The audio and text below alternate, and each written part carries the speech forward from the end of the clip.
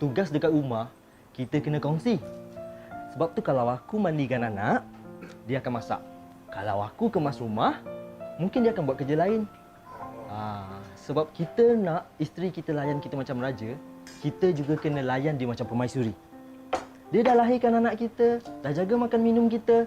So biarlah benda tu seimbang. Kita kerja dekat luar, isteri kerja dekat rumah. So dua-dua penat. Jadi dua-dua kena bagi masa. Dua-dua kena kongsi kerja. Okey? So kita kalau nak jadi suami yang baik, kita kena bantu isteri kita. Make sure rumah tangga kita sentiasa rasa aman. Sebab apa? Sebab kita sentiasa tolerate. Okey? Okey tak sayang? Sayang?